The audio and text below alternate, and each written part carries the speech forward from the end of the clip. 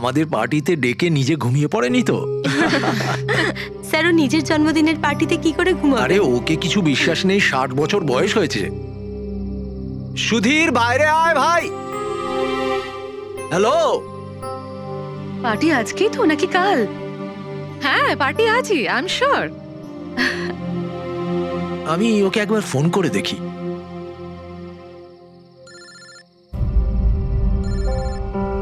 ভেতর থেকেই তো রিং শোনা যাচ্ছে, তাহলে কেউ গেট খুলছে না কেন? তাহলে ভিতর থেকে কেউ দরজা কেন খুলছে না? আমি বললাম না 60 বছর বয়স, এখনো বাচ্চা আছে। Sudhir,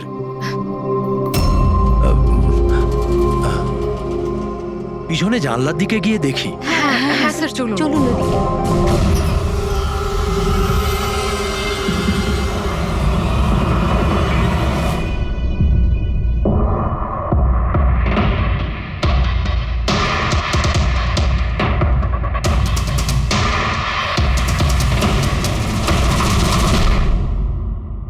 emergency medical card.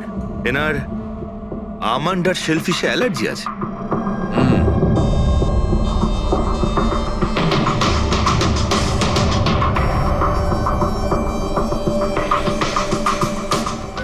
Sir কেকটাও পুরো খাওয়া হয়নি, এই দেখুন। মনে হচ্ছে কেক কাটার কিছুক্ষণের মধ্যেই এরা সবাই মারা গিয়েছেন।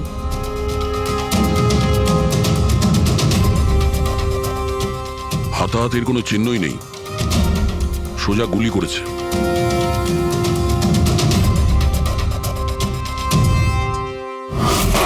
এইভাবেই গুলি চালিয়েছে।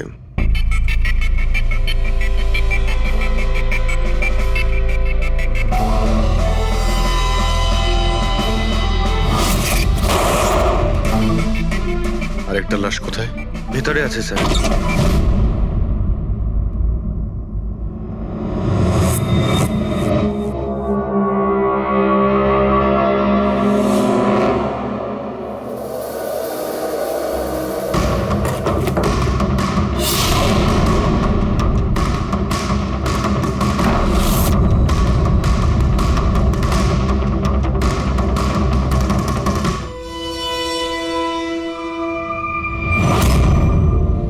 গান কেস, কিন্তু এ তো পুরো খালি।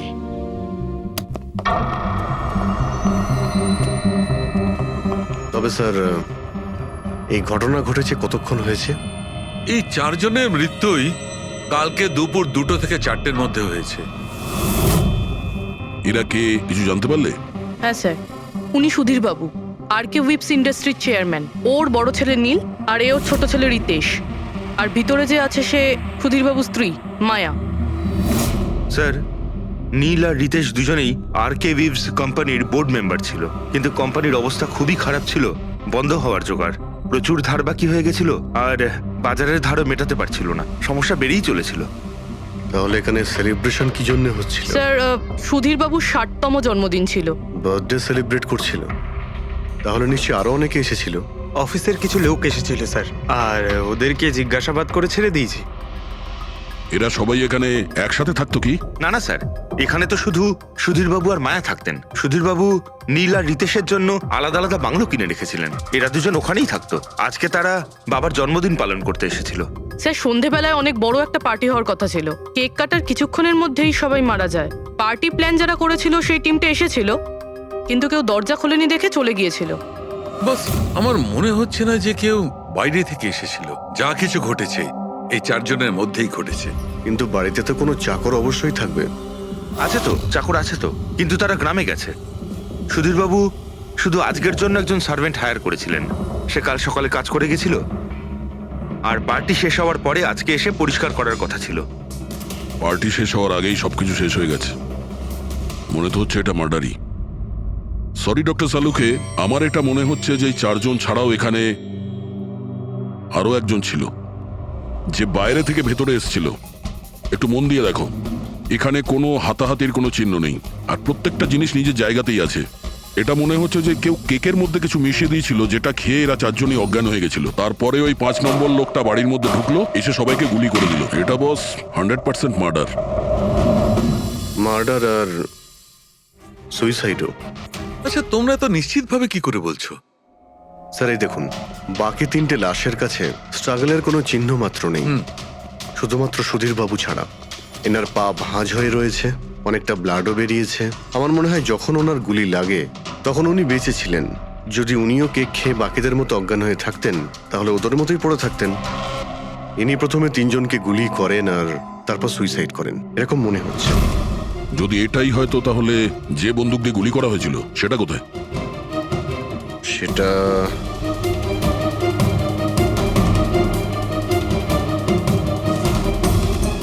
এইখানে গুলি লেগেছিল, মানে মাথাতে। সুধীর বাবু যদি এইভাবে গুলি চালান তো এইভাবেই হয়তো পড়েছেন, আর তখনই হাত থেকে বন্দুকটা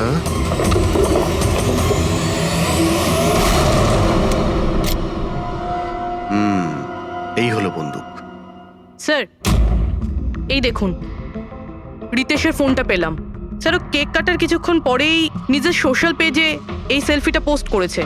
বলছিলাম না, এখানে পঞ্চম ব্যক্তি থাকতেই পারে না।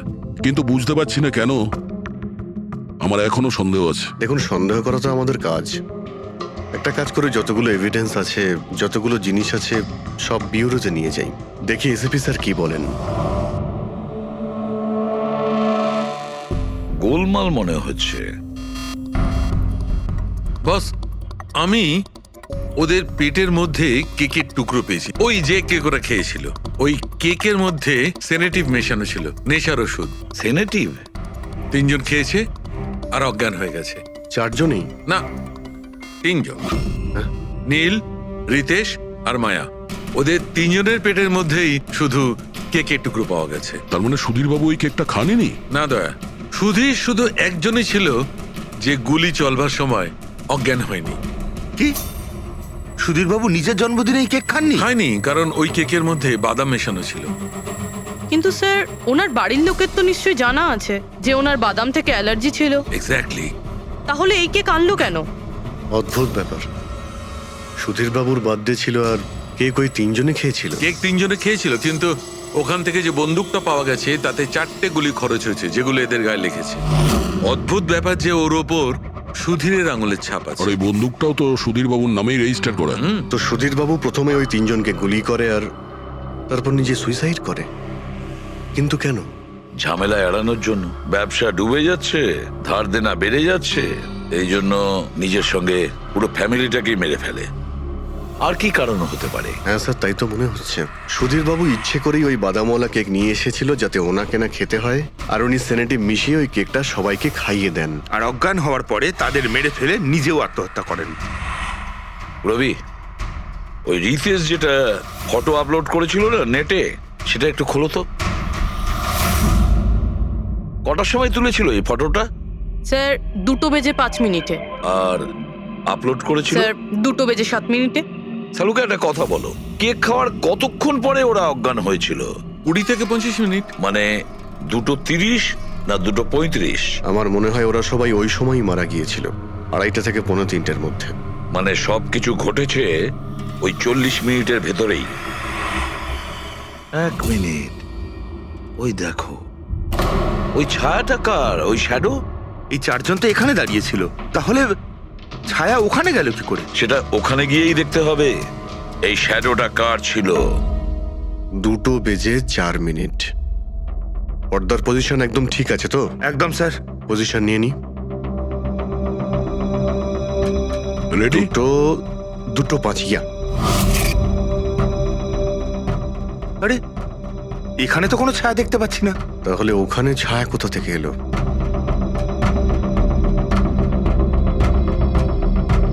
রোদটা এই দিক থেকেই আসছে। পুরবি, তুমি ওইখানটা গিয়ে দাঁড়াও তো। ইয়া, ব্যাস।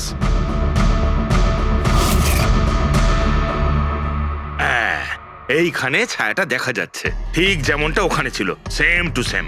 আমি ঠিকই বলেছিলাম, এখানে কোনো 5 নম্বর লোক ছিল। আর সে ওখানেই দাঁড়িয়েছিল যেখানে আমি দাঁড়িয়েছিলাম। এই সেই লোকটাই হবে যে সুধীর বাবু আর তার পরিবারকে মেরেছে। আর সে আমাদের অলমোস্ট ধোকা দিয়ে দিয়েছিল যে এটা মার্ডার কাম সুইসাইড। আর ওর ছায়াই ওকে ধোকা দিয়ে দিয়েছে। কিন্তু স্যার আমরা এই ছায়ার মাধ্যমে খুনি অবধি পৌঁছবো কি করে? খুনির মেন টার্গেট ছিল সুধীর বাবু, আর সে ওই সময় ওখানেই দাঁড়িয়েছিল। নিশ্চয়ই চেনা জানাই কেউ হবে। কারেক্ট। খোঁজ নিয়ে দেখো সুধীরবাবু পার্টিতে কাদের কাদের ডেকেছিলেন।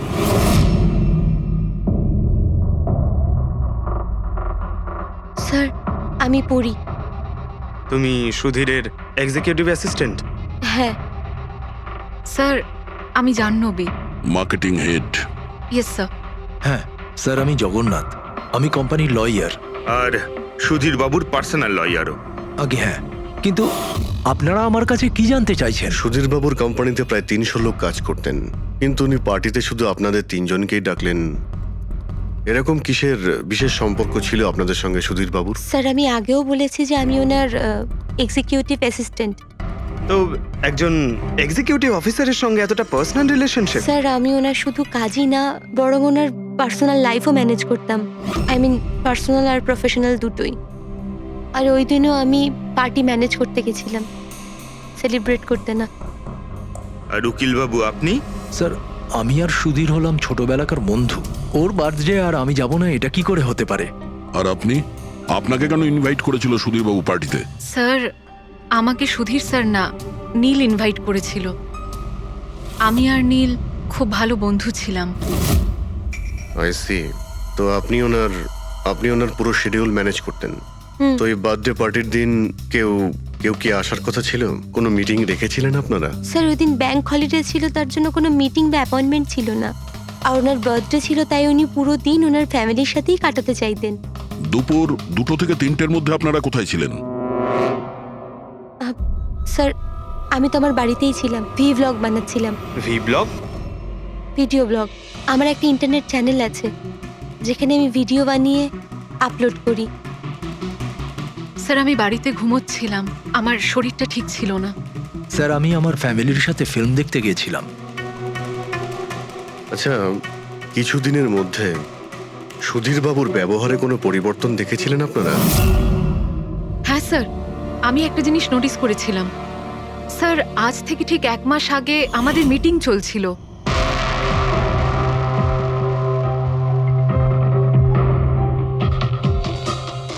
স্যার কি ব্যাপার, ভেতরে এসো। ঠিক আছে তুমি যাও।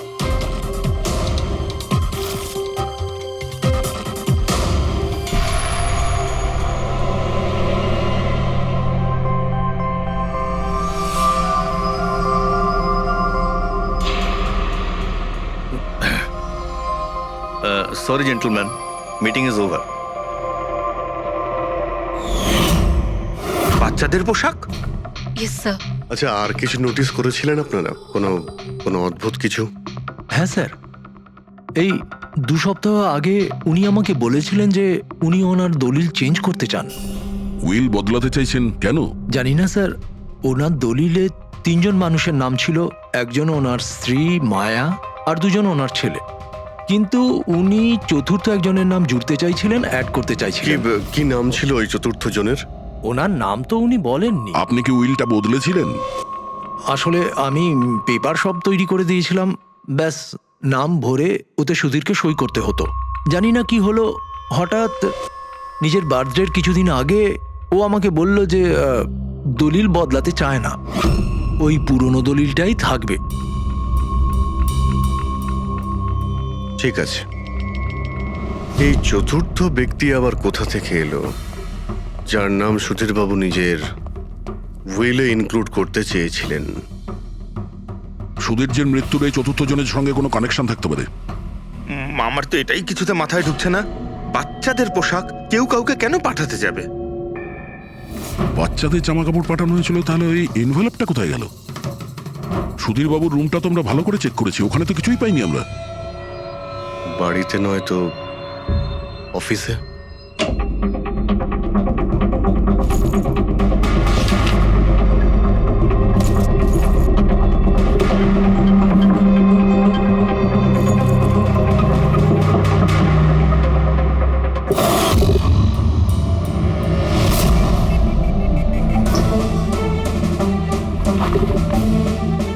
পেয়ে গেছি।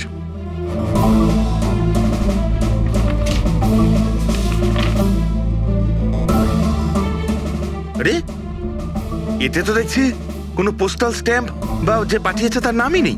তাহলে পার্সেল এখানে পৌঁছলো কি করে? মনে হচ্ছে এই এনভেলপটা সোজা কেউ কোম্পানির পোস্ট বক্সে ঢেলে দিয়েছিল।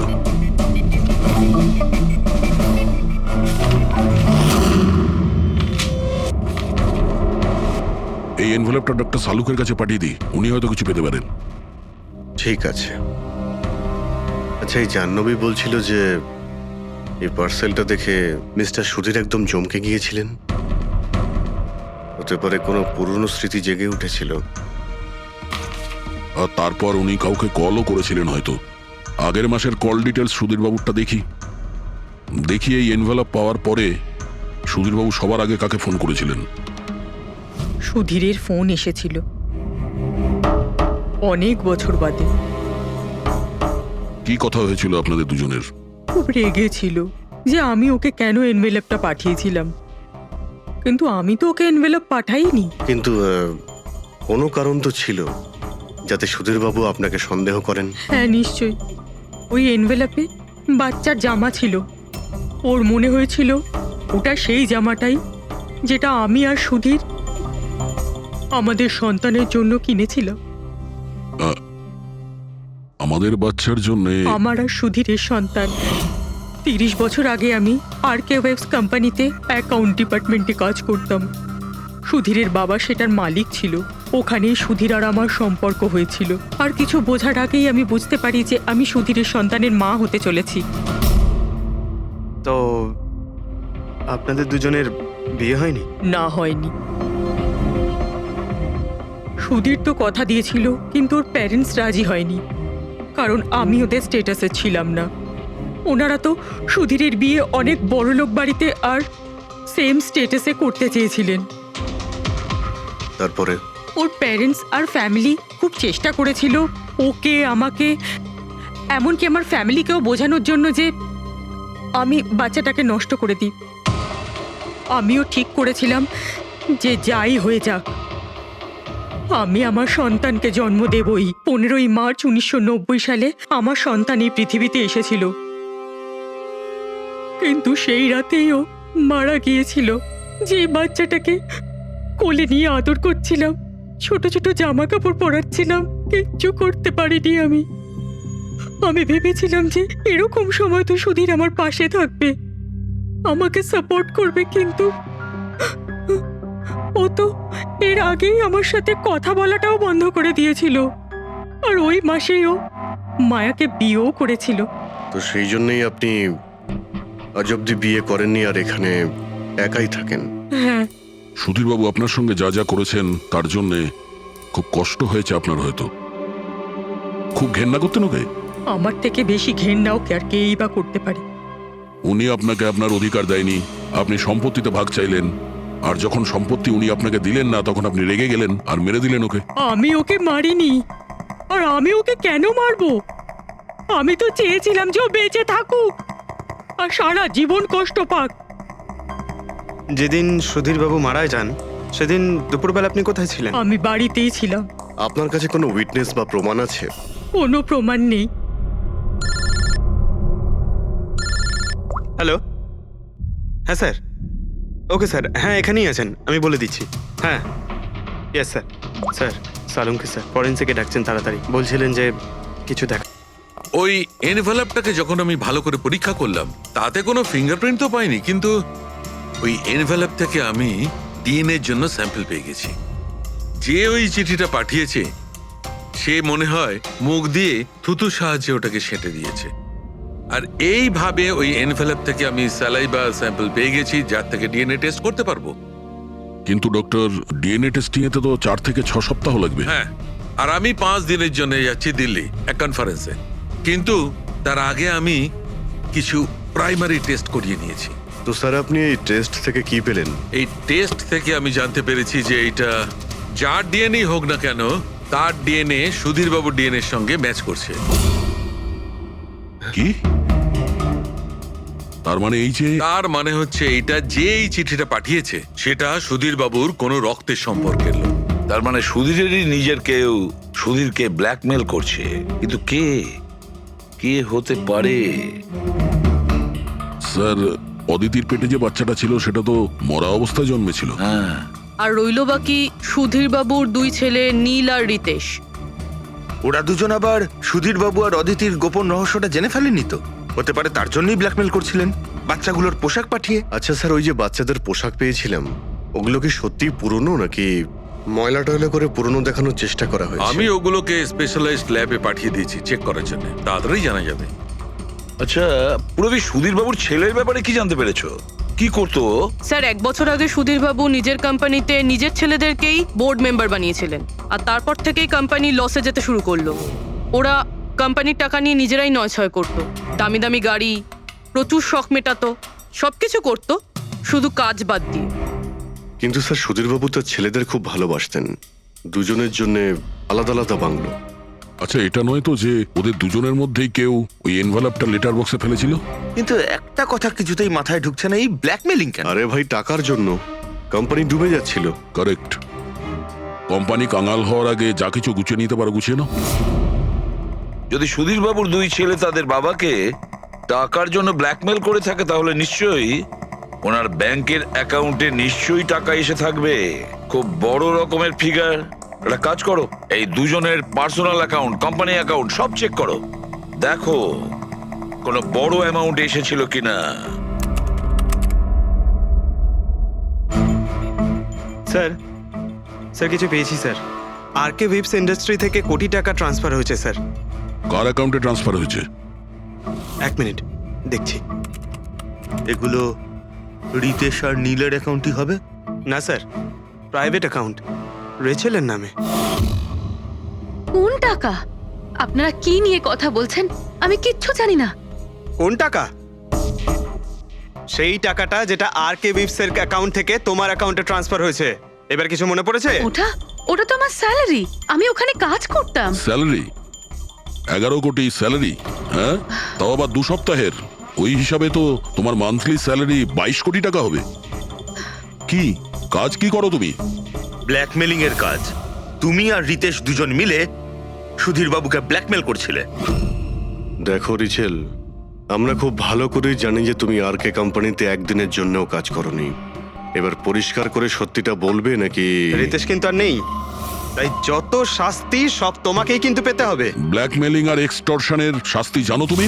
আমি কাউকে ব্ল্যাকমেল করিনি। তাহলে সুধীর বাবু কি তোমাকে 11 কোটি টাকা এমনিই দান করে দিলেন? সুধীর আঙ্কেল তো ওই টাকা ট্রান্সফারই করেননি। তাহলে কে করেছিল?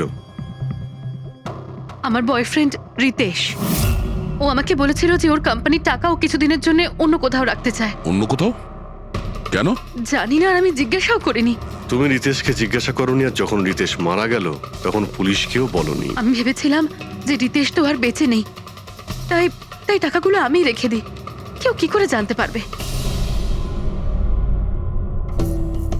কিন্তু সুধীর বাবুর ফ্যামিলিকে মারতে পারে কারা? পরি তো ভিডিও বানাচ্ছিল, আর জাহ্নবী অসুস্থ ছিল, আর জগন্নাথ নিজের ফ্যামিলির সঙ্গে ফিল্ম দেখছিল। কিন্তু অদিতির ব্যাপারে আমি কিছুই বুঝতে পারছি না। কিন্তু কে হতে পারে যে সুধীর বাবুকে এনভেলপ পাঠায়, ওই প্যাকেটটা পাঠায়? সে কে? ওর নামটা সুধীর বাবু উইলে লিখতে চেয়েছিলেন, কিন্তু লেখেননি। সে কে?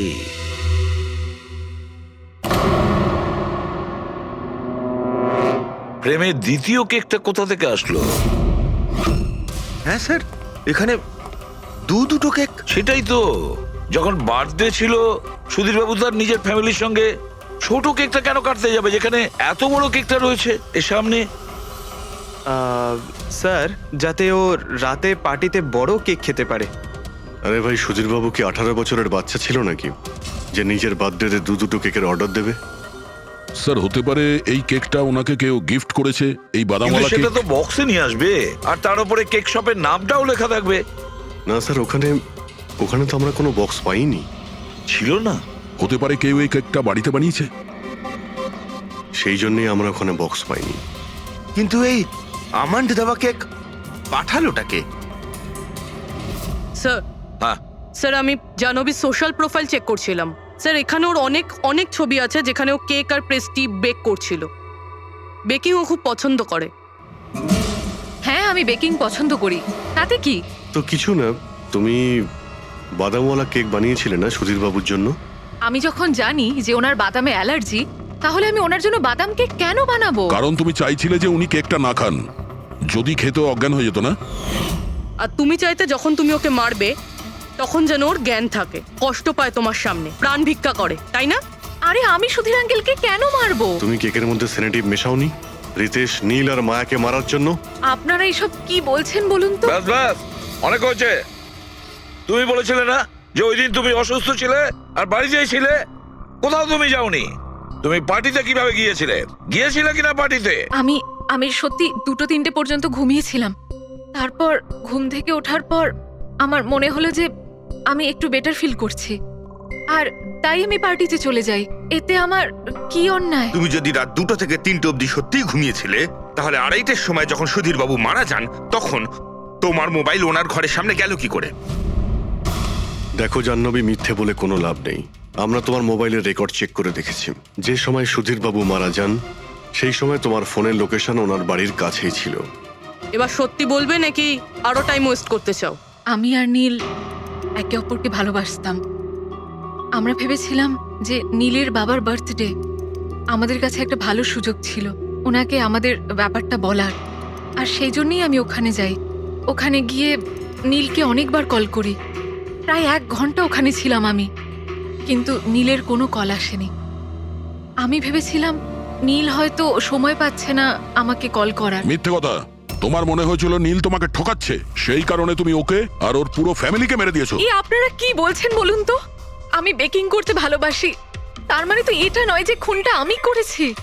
ইন্টারনেটে রেসিপি দেখে তো যে কেউ কেক বানিয়ে ফেলতে পারে। কেক বানানো কি এমন কঠিন কাজ? আর রিতেশের গার্লফ্রেন্ড রেচেল, ও তো বেকিং করে। আপনারা ওকে কি কেন কিছু জিজ্ঞেস করছেন না? সবাইকে জিজ্ঞেস করবো আমরা।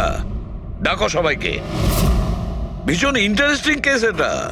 এরকম খুব কম হয় যে এতজনের কাছে একটা লোকের প্রাণ নেওয়ার জন্য সুযোগও আছে আর মোটিভও আছে। আপনারা আবার? আরে স্যার, আমি কেন মারবো ওনাকে? আপনি নীলকে বিয়ে করতে চেয়েছিলেন, ওর ফ্যামিলির লোকেরা রাজি হয়নি। এ তো খুব বড় একটা কারণ খুন করার।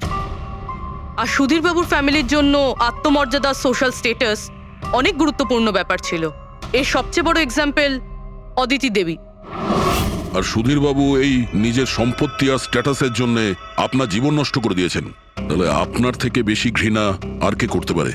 আমার কাছে পয়সার কোনো মূল্য নেই, আর না কোনো বিষয়ে রিগ্রেট। আফসোস তো তোমার হওয়ার কথা রাচেল।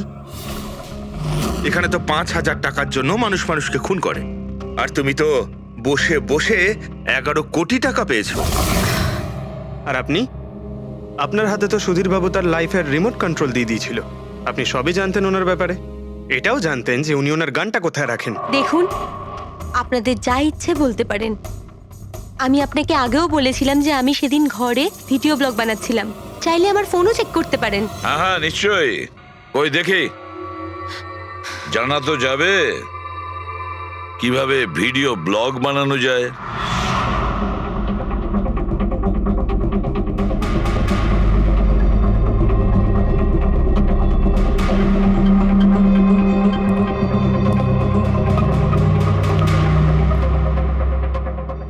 স্যার, এখন আপনি বিশ্বাস করেছেন তো যে সেদিন আমি নিজের ঘরে DIY ভিডিও বানাচ্ছিলাম? DIY তার মানে?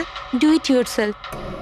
স্যার, আমি প্রত্যেকদিন নিজের ইন্টারনেট চ্যানেলে মানুষদের দৈনন্দিন কাজের ইজি পদ্ধতি দেখাই। Do it yourself.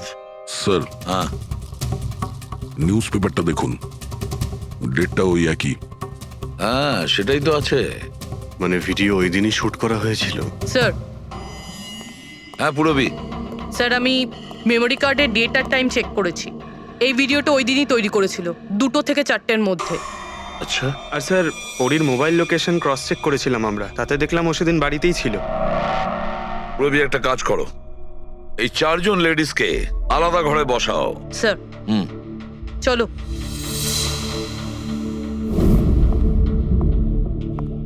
স্যার, কি ভাবছেন আপনি? সমস্ত প্রমাণ তোর পক্ষেই দেখছি। এই কেসটা তো আমি অন্ধকারে ডুবে যেতে দেখছি। ঠিক একটা কথা তো পরিষ্কার, যখন অন্ধকার হয় তখন কোনো ছায়া পড়ে না, কিন্তু আমার মনে হয় এই পুরো কেসটাই ছায়ারই খেলা। সানডাইল জানো তো? সানডাইল এই জিনিসটা আসলে সূর্যের আলো কোন দিকে যায় সেই অনুযায়ী টাইমটা দেখায়। হ্যাঁ, সানডাইল এমন একটা জিনিস যেটা থেকে আমরা আকাশের সূর্যের পজিশনটা বুঝতে পারি, যেটা থেকে আমরা সময়টা আন্দাজ করতে পারি। এবার দেখো, আমাদের পৃথিবী ঘুরতে থাকে আর সেই জন্য সূর্যের অ্যাঙ্গেলটাও বদলে যায়, যেটার কারণে সানডাইলে ছায়ার পজিশনটা বদলাতে থাকে। এটা তো মাথায় ঢুকে গেছে স্যার, কিন্তু এটার এই কেসটার সাথে কি সম্পর্ক বলুন এর তো? সঙ্গে সম্পর্ক আছে ফেডরিক। পরি, এই পুরো প্রমাণগুলোই আমরা পরীর কাছ থেকে কালেক্ট করেছি। পরি সে এমন একজন কেউ পুরো এভিডেন্স গুলো ম্যানিপুলেট করতে পারে, মেমোরি কার্ডের ডেটটাও চেঞ্জ করতে পারে, পুরো এভিডেন্সেস কন্ট্রোল করতে পারে। কিন্তু সূর্যকে কন্ট্রোল পরি করতে পারে না। ভুলে যেও না যে সূর্য কোনো সময়ই ভুল সময় সে দেয় না। তার মানে ওরই ভিডিওতে ডেট আর টাইম দুটোই চেঞ্জ করে দিয়েছে। হয়তো চেঞ্জ করেছে বা করেনি, কিন্তু এখন আমরা এই ছায়াকে প্রশ্ন করব যে পরি সত্যি বলেছে না। এই সেটিংটা একদম সেরকমই হয়েছে যেমন পরীর ভিডিওতে ছিল। আর রোদও সেই রকম আছে সেদিন যেরকম ছিল। শুধু পরীর জায়গায় পুরবি দাঁড়িয়ে আছে। স্যার, আমরা এখানে কি করব? আগামী 6 ঘন্টা পর্যন্ত পুরবীকে এইভাবেই দাঁড়িয়ে থাকতে হবে যেভাবে ভিডিওতে পরী দাঁড়িয়েছিল। আমরা এটাই দেখতে চাই যে যদি পরী সত্যি কথা বলে তাহলে 2 থেকে 4টের মধ্যে পুরবীর মুখে ঠিক সেই জায়গা থেকে রোদ্দুর পড়বে যেমন পরীর মুখে ছিল। আর স্যার, যদি আমার ছায়া পরীর ছায়ার সাথে ম্যাচ না করে তো? তো দেখতে হবে। ক্যামেরা অন করো।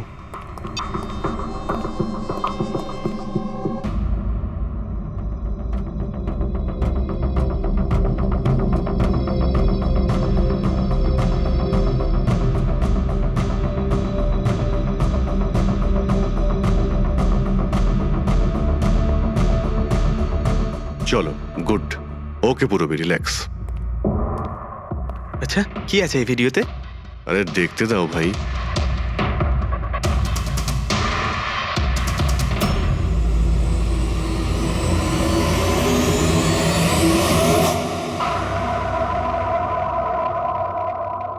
তো সকাল 11টা থেকে 1টার মধ্যে তুমি ওই ভিডিওটা রেকর্ড করেছিলে।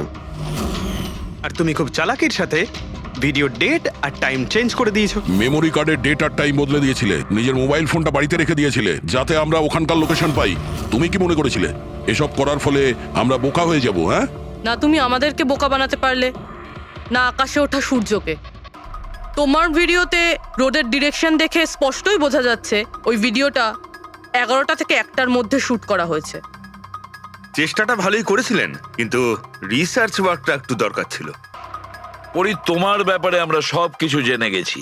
পড়ি, আমাদের হয়তো ম্যাক্সিমাম 4 সপ্তাহ সময় লাগবে তোমার ডিএনএ টেস্ট করে এটা প্রমাণ করতে যে তুমি সুধীর বাবুর মেয়ে।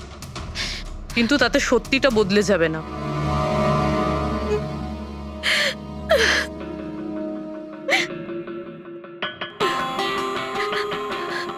আমি ওনাকে মারতে চাইতাম না, একদমই মারতে চাইতাম না ওনাকে। আমি তো শুধু এইটুকু চাইতাম যে উনি আমাকে স্বীকার করুক। ছোট থেকে এখনো অবধি আমি অনাথ আশ্রমে বড় হয়েছি, তার জন্য একটা ফ্যামিলি চাইতাম আমি। তুমি সুধীর বাবুর ব্যাপারে জানতে পারলে কিভাবে? ওই আমার ছোটবেলার জামা কাপড়ের জন্য। ওই জামা কাপড়ে হসপিটালের কার্ড ছিল, উনি ওটা বের করতে ভুলে গেছিলেন। ওই কার্ডে বাবার নাম্বারও ছিল। তারপর আমি বাবাকে অনেক খুঁজলাম, তখন শেষ পর্যন্ত ওনার কোম্পানির কথা জানতে পারলাম। কিন্তু তুমি ওনার কোম্পানি কেন জয়েন করলে? তুমি চাইলে সুধীরবাবুকে অন্য জায়গাতেও কথাটা বলতে পারতে যে তুমি ওনার মেয়ে। কিন্তু আগে আমি ওনার সাথে দেখা করতে চাইতাম, চিনতে চাইতাম ওনাকে। তারপর আস্তে আস্তে জানতে পারলাম যে উনি খারাপ মানুষ নন, মনের দিক থেকে খুবই বড়। তখন আমি ভাবলাম যে হয়তো ওই সময় ওনার অবস্থা খুব খারাপ ছিল, তাই অনাথ আশ্রমে দিয়েছিল আমাকে। কিন্তু এখন তো ওনার খুব ভালো অবস্থা, এখন তো উনি আমায় আপন করতে পারতেন। তাহলে ওনার সঙ্গে দেখা হতে না হতেই প্রপার্টিতে ভাগ কেন চাইলে? কারণ আমি জানতে চাইতাম যে ওনার কাছে ইম্পর্টেন্ট কি, টাকা না আমি। তার জন্যই সুধীরবাবু ওনার উইল চেঞ্জ করতে চাইছিলেন। হ্যাঁ, আর এটা শুনে আমি খুব খুশি হয়ে গেছিলাম। কিন্তু সুধীর বাবু তার সিদ্ধান্ত বদলে ফেলেছিলেন, যেটা তুমি সহ্য করতে পারোনি। স্যার, ও সব ওনার ওয়াইফ আর ওনার মেয়ের জন্য হয়েছিল।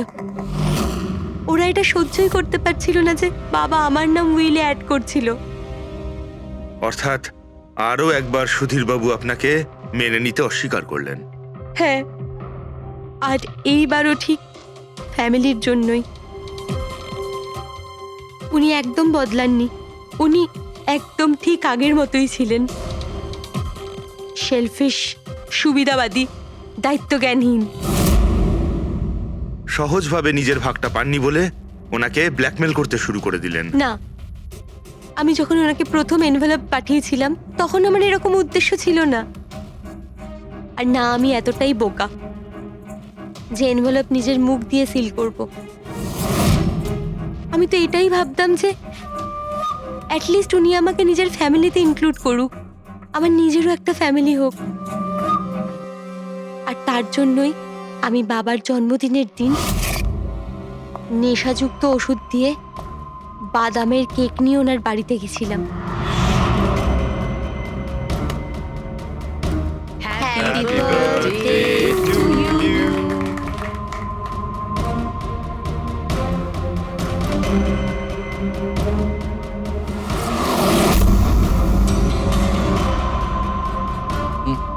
আমার অ্যালার্জি আছে।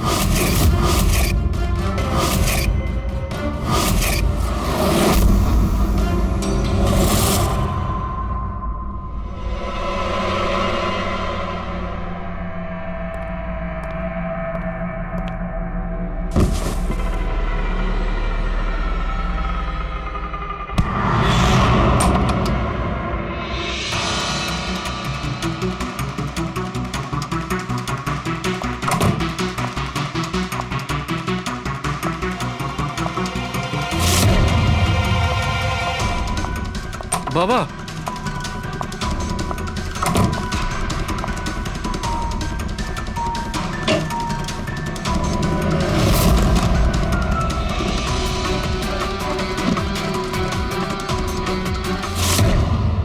তুমি সুধীরবাবুর পুরো ফ্যামিলিকে মারতে চেয়েছিলে না? তোমার লক্ষ্য পূরণ হয়েছে। এবার তোমার সঙ্গে ওনার ফ্যামিলির লাস্ট মেম্বারও শেষ হয়ে যাবে। জেল যাওয়ার আগে আমরা তোমার সঙ্গে কারোর সঙ্গে দেখা করিয়ে দিতে চাই।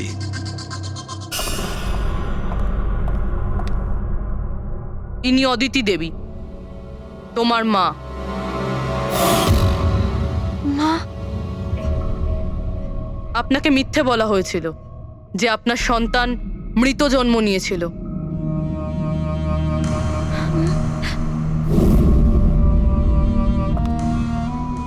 মা,